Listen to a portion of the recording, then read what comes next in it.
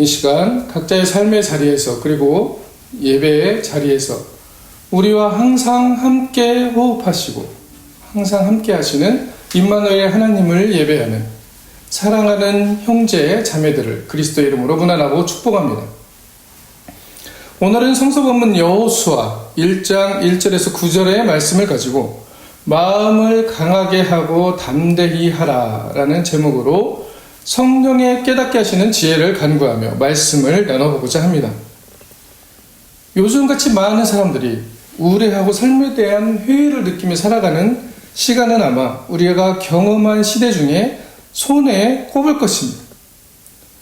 한국 트라우마 스트레스 학회라는 연구소에서 작년 2020년 3월, 5월, 9월, 12월에 걸쳐 사람들의 스트레스 상태와 삶의 질의 상태를 조사해본 결과 21년 1월 18일에 그 결과를 발표했는데 국민의 13%가 최근에 자살이라는 것을 생각해 본 적이 있다고 합니다.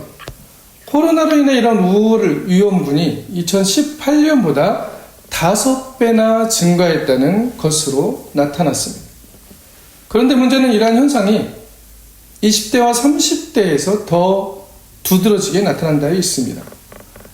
20대와 30대들이 훨씬 더 이 상황에서 절망과 좌절을 느끼고 우울과 불안을 느끼고 있다는 것이죠. 이러한 현상들로 볼 때 참으로 우리 주변의 20대, 30대 청장년들에게 오히려 더 많은 관심과 사랑을 가진 그런 영성이 있는 보살핌이 있어야 할 것이라는 요청이 주어지고 있습니다. 상황은 같은데 우리에게 주어진 현실은 같은데 왜 그렇게 젊은 청장년들이 더 심한 우울한 삶이라는 불안한 삶이라는 것으로 우리의 삶을 대하며 비관적인 태도를 취하게 되는 것일까요? 제가 방금 말씀드린 대로 성서적 관점, 우리의 삶의 영성의 관점에서 이것을 바라본다면 우리의 주변 환경을 그리고 주어진 현실을 탓하는 것 이전에 사실은 이 현재 상황을 대하는 우리의 태도에 이러한 삶의 모양들의 꼴들이 나타난다는 것을 발견할 수가 있습니다. 삶의 태도, 삶을 대하는 태도, 그리고 나의 삶이 추구하는 것이 과연 왜 사는가라는 질문을 일으키는 것이죠. 그리고 그 진지한 인생의 답변을 다시 한번 구해야 하는 그런 구도자적인 질문의 태도가 오늘 이 시대에 다시 한번 필요하다는 것입니다. 왜 사는가? 그리고 이 현실이 나에게 어떠한 의미를 던져주길래 왜 사는가라는 것 질문의 답이 우리를 어떻게 이끌어 갈 수 있느냐라는 것에 대한 또한 귀중한 해답이 될 수 있다는 것입니다. 그 이유를 발견하는 것, 살아야만 하는 이유를 발견하는 것, 그것이 바로 우리의 삶을 다시 지금의 상황에 상관없이 지금의 상황에 휘둘리지 않고 의존하지 않고 그리스도의 평안을 누릴 수 있는 새로운 길로 인도할 수 있는 출발이기 때문입니다. 상황과 현실에 휘둘리지 않고 그것에 기대지 않고 오히려 그리스도께 기댈 수 있는 길을 발견한다는 것이죠. 그리고 그것을 통해서 우리는 삶의 태도의 변화를 이룰 수 있다는 것입니다. 그리고 왜 사는가의 질문에 대한 의미 또한 발견할 수 있다는 것이죠. 그리스도 안에서 삶과 현실과 상황에 기대지는 것이 아니고 그리스도에 기대어 살아갈 때 우리는 바로 이러한 놀라운 새로운 의미가 발견할 수 있다는 것입니다. 오늘 여호수아의 상황과 말씀을 가지고 바로 앞이 보이지 않는 것 같은 칠흑과 같은 상황 속에 내던져져 있는 이러한 현실 안에서 어떻게 신앙과 말씀을 통해서 우리의 삶에 그리스도가 보여주는 새로운 길을 발견할 수 있는지를 우리 같이 한번 나눠보고자 합니다. 그 의미를 찾아보고자 합니다. 오늘 본문 1절에서 5절의 말씀을 다시 한번 읽어보겠습니다. 여호와의 종 모세가 죽은 후에 여호와께서 모세의 수종자 눈의 아들 여호수아에게 말씀하여 이르시되 내 종 모세가 죽었으니 이제 너는 이 모든 백성과 더불어 일어나 이 요단을 건너 내가 그들 곧 이스라엘 자손에게 주는 그 땅으로 가라. 내가 모세에게 말한 바와 같이 너희 발바닥으로 밟는 것은 모두 내가 너에게 주었느니 곧 광야와 이 레바논에서부터 큰 강 곧 유브라데 강까지 헷 족속의 온 땅과 또 해지는 족 대해까지 너희의 영토가 되리라. 내 평생에 너를 능히 대적할 자가 없으리니 내가 모세와 함께 있었던 것 같이 너와 함께 있을 것임이니라. 아멘. 이스라엘을 40년간을 이끌어오던 지도자 모세가 요단을 건너 가나안으로 들어가기 직전의 죽음을 맞이합니다. 그리고 그 다음은 여호수아에게 지도자의 자리를 넘겨주는 것이죠. 여호수아가 수종자로 있다가 지도자로 이제 역할이 바뀌어지게 됩니다. 여호수아는 모세를 잘 따르던 충실한 제자였을 것입니다. 그리고 그렇게 의지하고 거대한 산과 같이 보이던 모세의 존재는 이제 그의 앞에서 사라졌습니다. 이 상황을 우리 자신의 상황으로 생각해 본다면 참으로 앞이 막막한 상황인 것입니다. 40년 전에 또 이와 비슷한 상황이 있었죠. 가나안을 정찰했을 때 여호수아와 갈렙에는 그 누구도 그 땅에 들어가서 생존할 수 없을 것이라는 그러한 대답, 긍정적이지 않은 대답을 내놓았던 그 사건이 있었습니다. 그리고 그 가나안 땅은 그렇게 사람의 계산과 이치로 들어가서 생존 가능한 그런 땅이 아닐 수 있다는 것이죠. 그 막막한 현실 앞에서 여호수아는 이제 하나님의 음성을 듣고 있습니다. 하나님의 말씀이 그에게 다가오는 것이죠. 사실 어떻게 보면 현실적으로 보면 절망적이고 두려운 현실입니다. 근데 그 앞에서 어떠한 일들이 일어나냐면 하나님의 말씀이 그의 삶에 다가오고 있습니다. 우리의 삶에도 분명 이러한 절망적인 상황, 또는 좌절된 상황, 두려움의 상황, 물론 기쁘고 즐거운 상황 외에도 그러할 때 더 하나님의 음성이 우리에게 다가온다는 것을 기억해야 할 것입니다. 가보지 않은 미지의 땅, 강을 건너야만 하는 그 땅 앞에서 그 땅에 들어가는 것만을 생각하는 것만으로도 벅찬 그 순간에 하나님과 대면하고 이스라엘을 인도하던 모세까지도 없어진 그 상황이, 그 현실이 누구에게나 긴장되고 그 알지 못함, 미지라는 것에 대한 두려움과 불안이 있다는 것은 우리가 분명히 느낄 수가 있는 것입니다. 그런데 깊이 살펴보면 이것이 사실 인간이 가지고 있는 습성 중에 하나입니다. 인간은 무엇인가를 알기 원합니다. 그리고 베일이 벗겨지길 원하는 것이죠. 뭔가 밝히 보이고 베일이 벗겨지면 안정되고 안심을 합니다. 근데 이 안에 뭔가 약간의 오류가 있습니다. 자신의 알만으로 내가 알지 못하는 것들을 끌어들이고자 하는 욕망이라는 게 작용하고 있다는 것을 또한 우리는 잊지 말아야 합니다. 그 욕망은 어쩌면 아담으로부터 시작해온 오래된 습관과도 같은 것입니다. 당연하다고 우리가 여기고 있지만 사실은 그 당연함에 어떠한 왜곡된 것들이 숨겨져 있다는 것이죠. 내가 알게 되면 무언가 안정된 것 같고 이제는 불안과 두려움이 사라지게 됩니다. 그래서 사람은 뭔가를 발견하고 알게 되면 그것에 대해서, 그 대상에 대해서 이름을 붙이는 것이죠. 그 이름을 붙여놓으면 내가 그 대상을 다 아는 것 같고 친근해 보이고 그리고 불안도 두려움도 사라지는 그런 안정을 얻게 되는 거예요. 안정감을. 이름 붙이는 이유가 거기에 있습니다.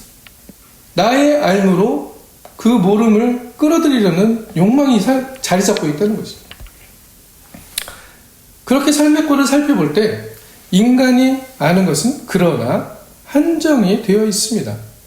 세계가 나에게 보여주는 것들에서 어떠한 법칙을 발견합니다.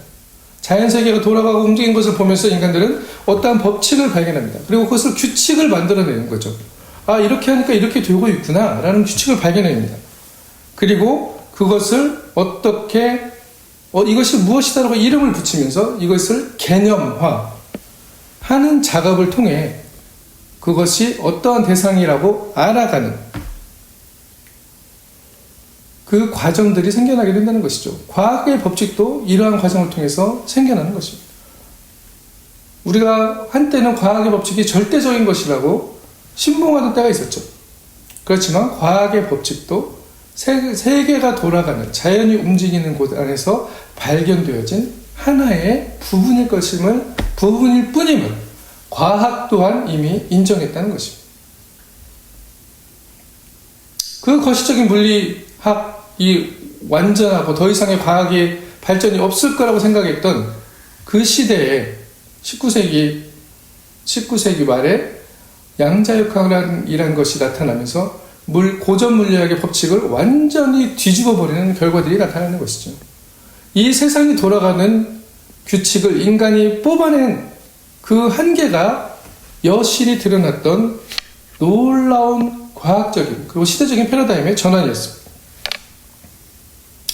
그런데 문제는 뭐냐면 그렇게 개념하고 이름 붙인 것이 이러이러하다라고 정체성을 부여해놨다는 것이죠. 그리고 그 대상은 시간이 감에 따라서 그 규칙과 성질이, 우리가 발견해내는 규칙과 성질이 그것보다 훨씬 더 그 대상이 많이 가지고 있을 텐데 더 이상 내가 생각에는, 우리가 발견하는 규칙에 맞지 않으면 그것은 이것이 아니야 라고 말해버리는, 규정져버리는, 어떻게 보면 주객이 전도되어 버리는 상황을 우리는 만들어내고 있다는 것입니다.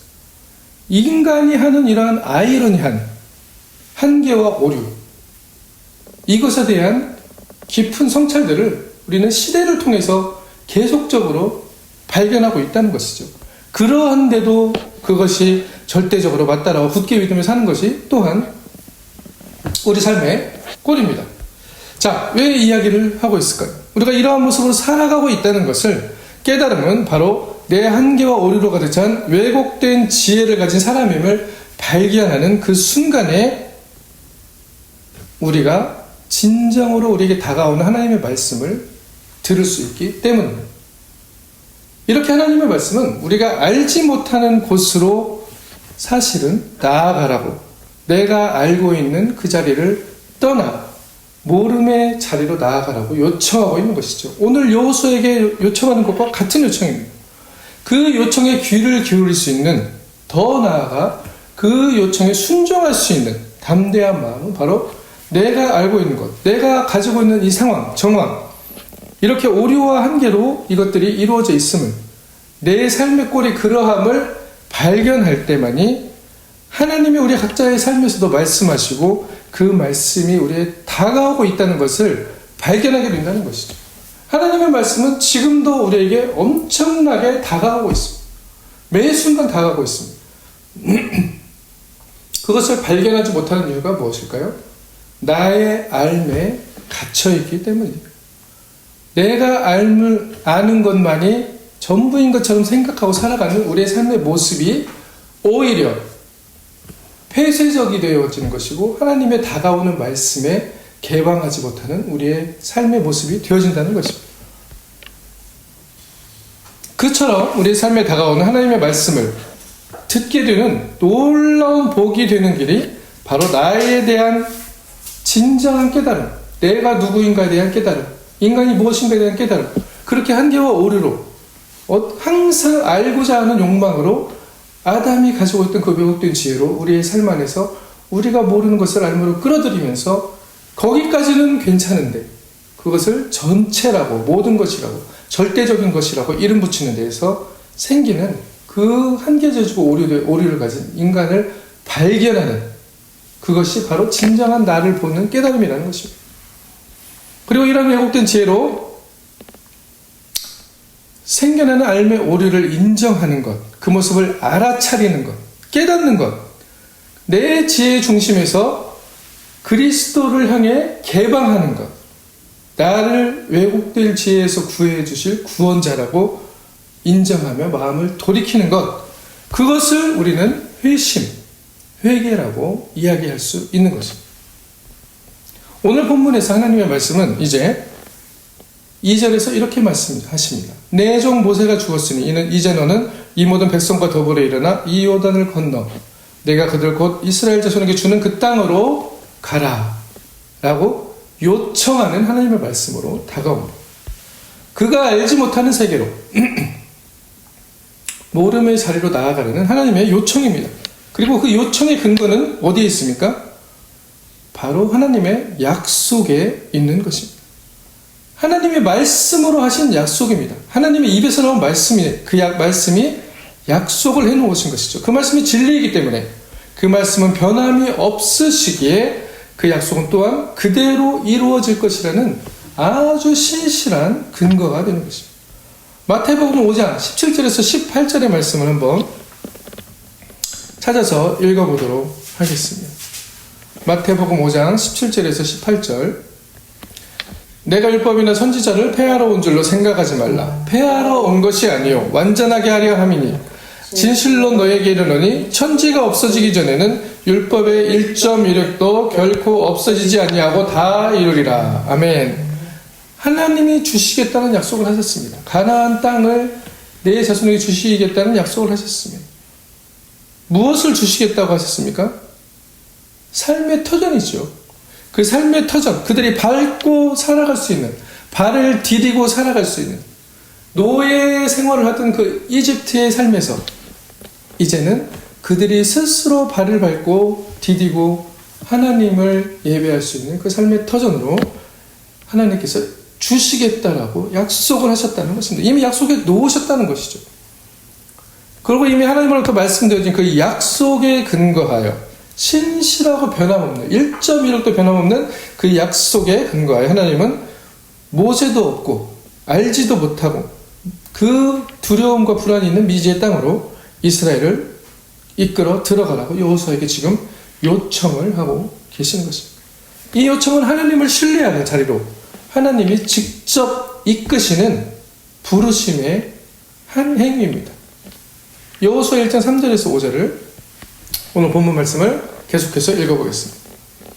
내가 모세에게 말한 바와 같이 너희 발바닥으로 밟는 곳은 모두 내가 너희에게 주었노니 곧 광야와 이 레바논에서부터 큰 강 곧 유브라데 강까지 해쪽 속의 온 땅과 또 해지는 쪽 대해까지 너희의 영토가 되리라.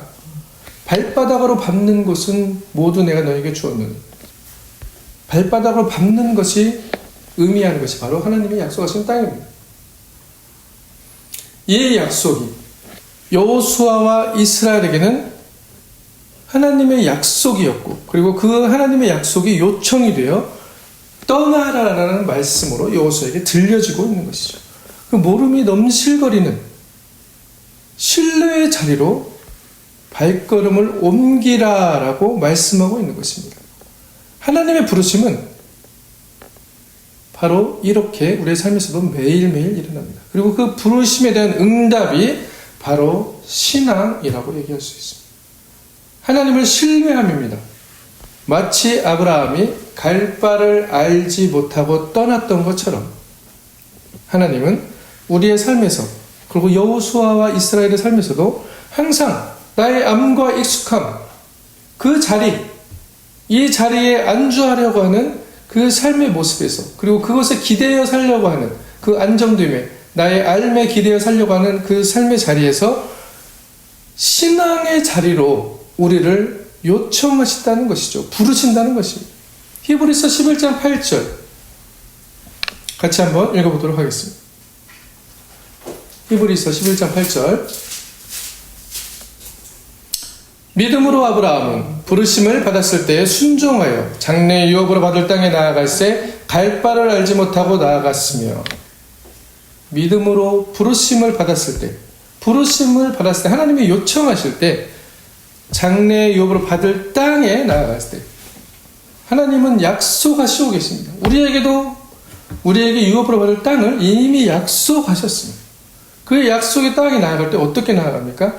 갈 바를 알지 못하고 나아갔다라고 이야기하고 있습니다. 이것이 바로 신앙의 비밀이죠. 하나님이 우리와 관계하시는 방식입니다. 우리를 믿음의 자리로 이끌어내시는 방식입니다. 왜 그럴까요? 그냥 내 자리에서 이미 약속이 다 이루어진 것처럼 복 받고 살아가고 싶은데 그게 바로 우리의 바람일지 모르지만 하나님은 우리에게 지속적으로 약속을 따라 부르심의 자리로, 신뢰의 자리로 나오라고 요청하십니다. 삶의 변화를 요청하고 있는 것이에요. 계속적으로 하나님의 요청을 듣고 음성을 듣고 그 음성에 따라 움직이는 그 신앙의 삶을 우리에게 가르쳐주고 계신 것입니다. 바로 이 요청이 내가 아는 것이 전부라고 말하고 내 지혜가 온전하다고 완전하다고 굳게 믿고 안주하는 우리에게 또한 또 다른 신앙의 순례의 길을 열어주기 때문입니다. 그리고 그 표대를 향하여 우리가 걸어가면서 잡은 것으로 여기나 잡지 않은 그 그리스도의 표대를 향해 예수가 걸어간 길을 걸어가면서 하나님의 뜻이 이루어지는 삶을 향해 결단하는 삶을 요구하고 있다는 것이죠. 그것이 바로 진정한 하나님의 자녀가 되는 것이기 때문에 그것을 기뻐하고 기대하신다는 것입니다. 그렇게 살아갈 때 우리의 영혼이 살아나고 우리의 삶이 주님의 선한 능력으로 말미암아 영향력을 가지고 세상과 이웃과 더불어 살아갈 수 있기 때문입니다. 현실과 두려움과 불안에 휘둘리지 않는 삶을 살아갈 수 있기 때문이라는 것이죠. 이것이 바로 행복한 삶입니다. 하나님을 신뢰하며 믿음의 발걸음을 옮기는 자를 발이 그렇기 때문에 복이 있다라고 하나님은 말씀하시는 거죠. 이렇게 우리 또한 우리의 삶에서 다가오는 말씀에 순종할 수 있는 근거가 바로 하나님의 약속과 요청이 되는 것입니다. 그 순종은 복의 근원이신 하나님을 체험하는 현실로 이제 드러나게 됩니다. 여호수아 1장 5절 다시 한번 읽어보도록 하겠습니다. 내 평생에 너를 능히 대적할 자가 없으리니 내가 모세와 함께 있었던 것 같이 너와 함께 있을 것임이라. 아멘. 이 구절의 핵심은 어디에 있습니까? 너와 함께 있을 것임이라 라는 것입니다. 하나님 우리 언제나 우리와 함께 그리고 이미 우리와 함께 하셨던 하나님이십니다. 우리가 내가 하나님으로부터 멀어졌다고 생각하는 것이 바로 나였지 하나님이 우리를 떠나신 적은 한 번도 없습니다. 내가 추구하는 내가 왜곡된 지혜로 생각하는 나의 알매 붙들려 살아갈 때 현실은 두려움으로 불안으로 다가오는 것입니다. 그러한 삶을 살아가는 자아는 하나님으로부터 멀어져 있다라고 생각하는 것이죠. 그러나 하나님은 함께 하시고 계셨던 것입니다. 우리의 호흡 가운데 창조 때 부르신 호흡으로도 그리고 하나님의 영으로 다 같은 의미로 다가오는 것이죠. 함께 하시는 임마누엘 하나님입니다. 하나님의 드러나심은 이제 언제 드러나게 될까요? 바로 내가 하나님의 다가오는 약속의 말씀을 듣고 그 약속이 바로 약속에 의지하여 하나님의 약속에 의지하여 갈 바를 알지 못하는 그 알지 못함의 약속에 의지하여 약속의 말씀이 요청으로 부르심으로 바뀌어집니다.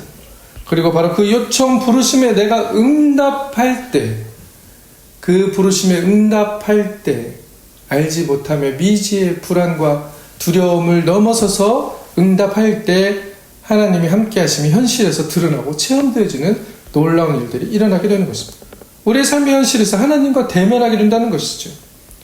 말로만 고백으로만 말하던 임마누엘의 하나님이 아닙니다. 그 하나님은 우리 현실에서 이제는 내가 너와 함께 하심을 드러내주는 하나님으로 나타나고 계시는 것입니다.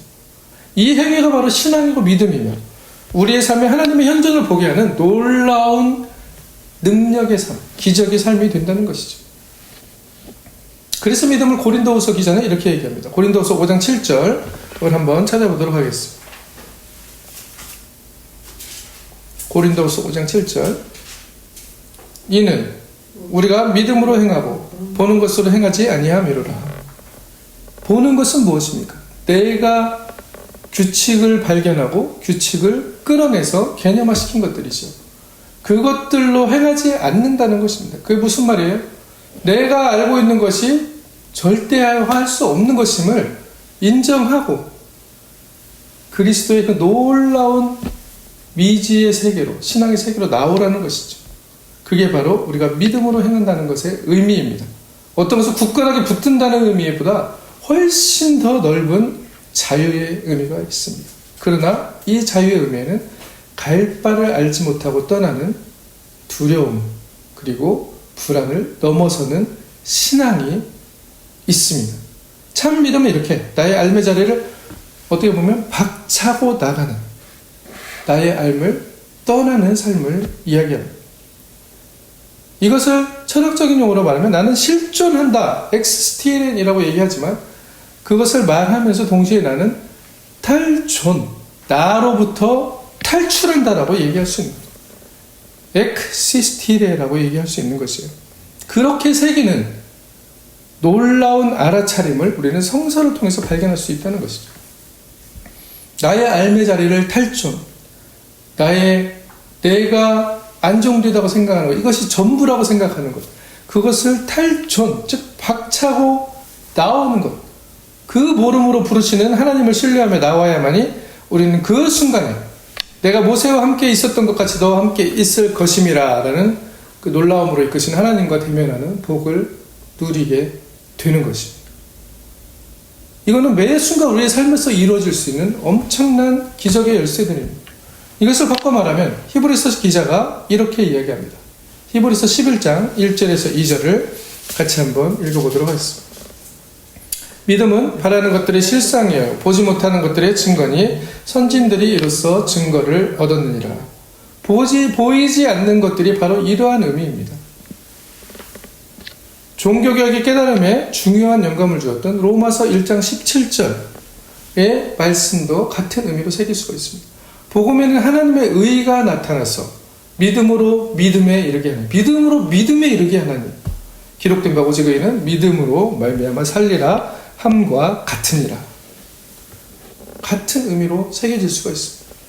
이처럼 믿음은 우리에게 다가오는 하나님의 약속의 말씀을 듣게 하고 그 약속을 이루게 요청하시는 하나님의 말씀에 이끌려 담대하게 나의 오성과 이성이 주인된 지혜를 가지고 판단하며 나의 삶의 자리에 안주함이 아닌 하나님의 부르심을 따라 갈 바를 알지 못하고 그러할지라도 갈 바를 알지 못할지라도 순종하며 발걸음을 떼는 삶을 통해 하나님의 의, 즉 하나님의 뜻이 이루어진다는 것입니다. 그게 바로 믿음으로 믿음에 이른다는 말이죠. 믿음이 있는데 또 믿음에 이릅니까? 우리가 생각하는 믿음과 하나님을 의지하는, 하나님을 향하는 그 믿음, 나를 박차고 나오는 믿음은 다르다는 것을 히브리서 기자도 이미 알고 이야기하고 있는 것입니다. 이것이 바로 우리에게 진정한 복이 되고 삶의 행복입니다. 왜 그렇습니까? 다시 한번 말씀드리면 나의 삶의 환경에 내가 휘둘리지 않습니다. 내가 그것에 좌지우지 되지 않습니다. 그것을 통해서 그 풍랑을 인하여 그 풍랑 속에 빠져 들어가지 않고 예수 그리스도를 바라보며 나아갈 때 그 풍랑 위를 걸을 수 있는 놀라운 하나님의 함께하심을 경험한다는 것이죠. 그 행의 근거에는 하나님의 약속을 신뢰함이 있습니다.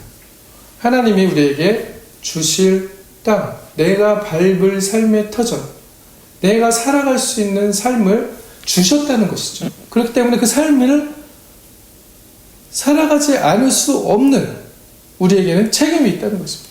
어떠한 상황에서든지 우리가 우리의 삶을 살아갈 때 하나님의 함께하심은 드러나게 되어 있다는 것이죠.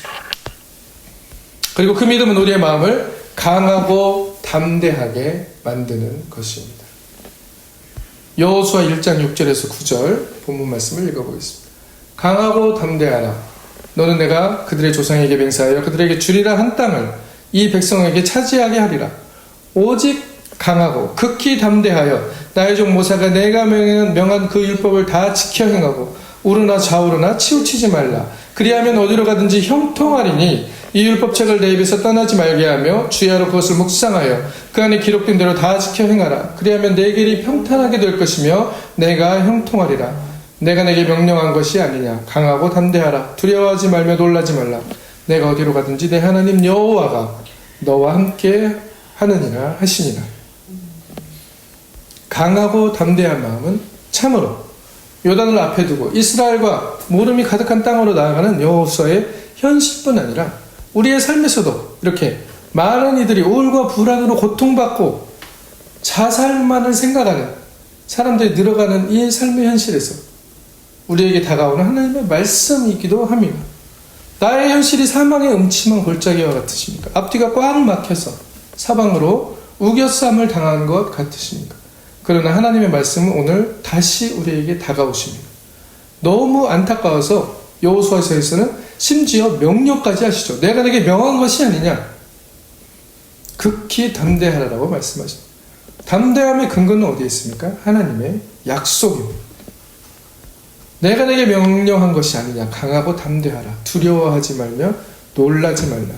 내가 어디로 가든지 내 하나님 여호와가 너와 함께 하느니라 하시니라. 내 생각과 나의 알을 박차고 나와서 하나님의 약속에 의지할 때, 하나님의 약속은 예수 그리스도입니다. 예수 그리스도가 우리를 위하여 예비한 그 땅, 우리가 살아가는 그 삶의 터전, 우리가 밟고 살아가는 삶의 터전을 주실 것이라고 약속하셨던 그 행복한 삶을 약속하신 예수 그리스도의 삶의 의미대로 우리가 그 약속을 의지할 때 어떻게 합니까? 하나님의 명령, 하나님께서는 그것을 의지하라고 명령까지 하시는 것이죠. 강하고 담대하고 두려워하지 말고 놀라지 말라. 하나님이 함께한다, 함께한다, 함께한다. 자꾸 우리에게 깨우쳐주고 계십니다. 이미 너희 안에 함께하고 있다. 임마누엘. 우리의 삶에서도 하나님의 약속의 땅은 이미 성취되어 있습니다. 그렇기 때문에 우리의 문제는 내 앞에 펼쳐진 현실이 나를 집어삼키도록 그것이 당연하다고 순응하고 굴복하는 것이 아니에요. 그렇게 내 생각과 지혜가 이끌어가는 내 삶의 시스템이 맞다고 이야기하고 그것이 희망이 없다고 말하는 그 순간에 우리는 우리 자신을 탈존해야 합니다. 내 자아 밖으로 하나님이 이미 이루어 놓으신 그 약속을 의지해서 뛰쳐나와야 됩니다. 그 약속은 예수 그리스도입니다. 구원자라는 예수 그리스도시죠. 그리스도의 의미가 구원자입니다. 강하고 담대하라. 너는 내가 그들 조상에게 맹세하여 그들에게 주리라 한 땅을 이 백성에게 차지하게 하리라. 오직 강하고 극히 담대하여 나의 종 모세가 내게 명령한 율법을 다 지켜 행하고 좌로나 우로나 치우치지 말라. 그리하면 어디로 가든지 형통하리니 이 율법책을 내 입에서 떠나게 말며 주야로 그것을 묵상하여 그 안에 기록된 대로 다 지켜 행하라. 그리하면 내 길이 평탄하게 될 것이며 내가 형통하리라. 좌로나 우로나 치우치지 말라. 의미를 잘 새겨야 합니다. 어떠한 것을 지키라는 말이 아닙니다. 그렇게 새겼을 때 우리는 율법에 조정되어지고 율법이 묶인 자가 되어 우리의 삶은 또 다시 율법을 지켜야만 하는 그러한 의무의 삶으로 살아가게 되는 것입니다. 그러나 하나님이 말씀하시는 좌로나 우로나 치우치지 말이라는 얘기는 거기서 빠져나오라는 얘기예요. 사실 내 생각과 판단 그리고 세상이 지금 우리에게 던져주는 그 비교의 토대에 세워진 가치들이라고 말하는 것들, 당연하다고만 말하는 것들, 그런 것에 휘둘리지 말고 그러한 삶과 현실에 휘둘리지 말고 그런 것들이 다가올지라도 그런 것에 휘둘리지 않고 오직 하나님의 말씀에 의지하여 그 말씀이 입에서 떠나지 않고 묵상하며 내 삶을 감싸라고 얘기하는 것이죠. 그 말씀이 왜 그렇습니까? 말씀은 1.1도 변함없이 이루어지기 때문입니다. 하나님의 의가 나타나고 하나님의 뜻이 드러나는 그 삶을 살아갈 수 있기 때문에 그렇게 하라는 것을 말하는 것이죠. 좌로나 우로나 치우치지 말라는 말을 이렇게 새겨야 되는 것입니다. 말씀을 맨날 갖다가 놓고 읽는 것만으로 해석하는 것이 아닙니다. 그 말씀을 읽는 것이 중요한 것이 아니고 그 말씀을 읽음을 통해서 우리가 어떻게 변화되어진 삶을 살아가느냐가 중요하기 때문입니다. 그렇기 때문에 무엇을 하는 행위가 어떠한 목적을 위하여 하는 것이 아니고 내가 그렇게 할 수밖에 없기 때문에 그리스도에 붙들려 있기 때문에 그 삶의 행위가 나타난다는 것이죠. 하나님의 뜻이 그렇게 드러나는 것이 인생의 최대의 목표를 삼고 사는 사람은 어디로 가나 형통합니다. 그 사람에게 이미 평탄하고 형통할 것이라고 하나님께서 말씀하고 있습니다. 여기서 또 오해하지 말아야 될 것. 내 뜻이 이루어지는 그 믿음으로 형통하는 것이 아니라는 것을 얘기합니다. 하나님의 뜻이 이루어지기에 하나님이 뜻이 이루어지기에 내가 형통하고 그 안에서 평안할 것임을 잊지 말아야 합니다. 형통과 평안의 의미도 바로 하나님의 뜻에 있습니다.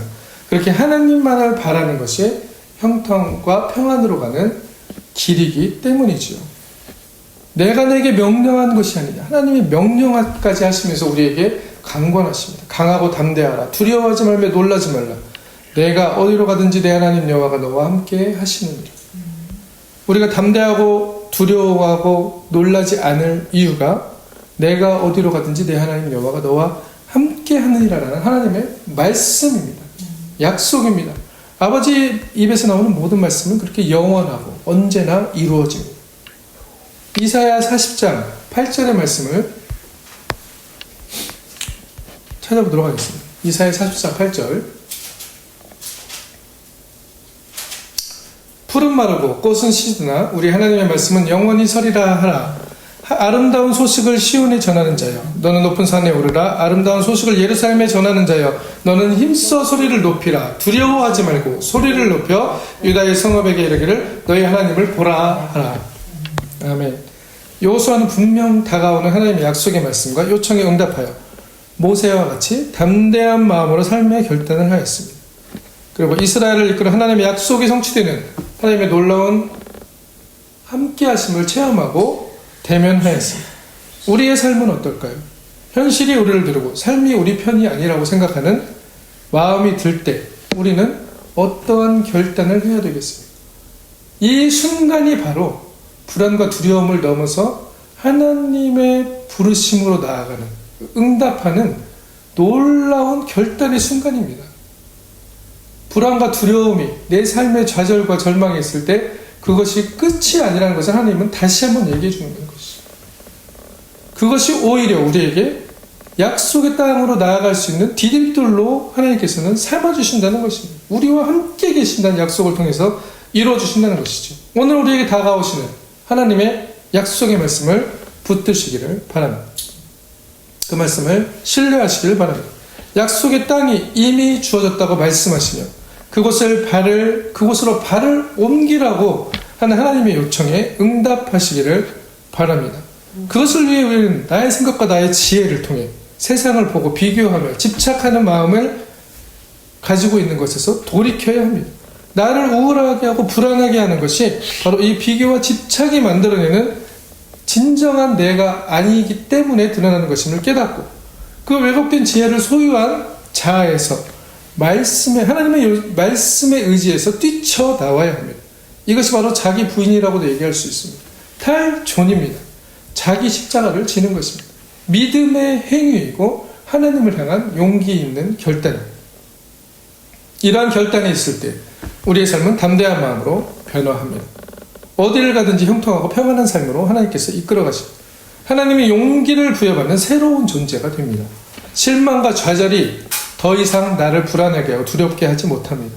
그 깜깜한 우리네 삶의 현실에서 하나님은 오늘도 우리에게 요청하고 계십니다. 나의 약속의 자리로, 네가 아직 모르고 있는 그 자리로 이끄는 하나님의 놀라운 복의 자리로 나오라고 말씀을 하십니다. 그리고 그것은 지금, 그리고 바로 여기에서 매 순간 불안과 좌절이 나를 억누르고 내 삶을 짓누르려 할 때 하나님이 내 인생에 이미 준비해 놓으신 약속의 말씀을 근거로 하여 마음을 강하게 하고 극히 담대히 하시기를 바랍니다. 그 말씀에 의지하여 약속의 땅을 바라보고 하나님이 함께 하심을 우리 각자 인생에서 체험하고 드러내시며 너희 하나님을 보라 라고 아름다운 소식을 힘써 외치는, 진정으로 하나님의 뜻이 나의 삶을 통해 이루어지는 것을 보라 라고 외치는 여호수아와 같은 복이 있는 삶을 살아가시길 예수 그리스도의 이름으로 간절히 축원합니다. 아멘.